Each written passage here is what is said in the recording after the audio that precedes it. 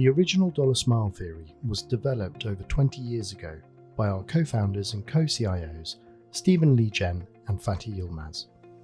It was created to describe the somewhat counterintuitive relationship between US economic growth and the value of the US dollar, and has been used by countless investors worldwide ever since.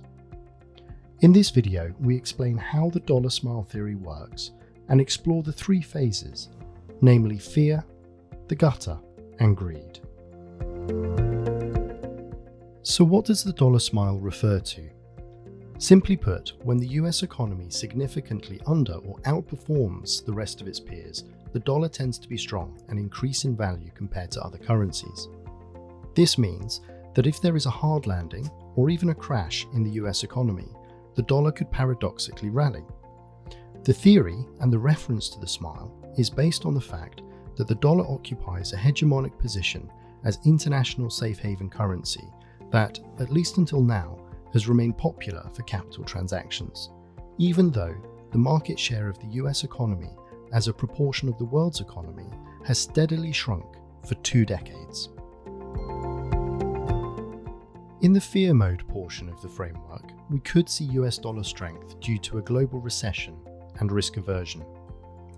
When global markets underperform, a risk-off scenario takes place when investors seek safe haven assets like US Treasuries, for which they need dollars.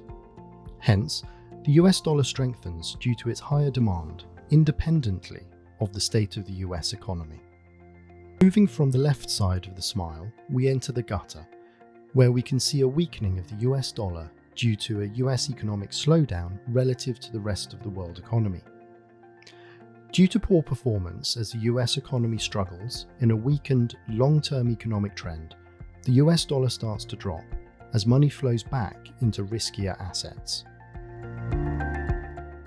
Finally, on the right-hand side of the dollar smile, we enter greed mode, where we can see a strengthening US dollar due to strong US economic growth.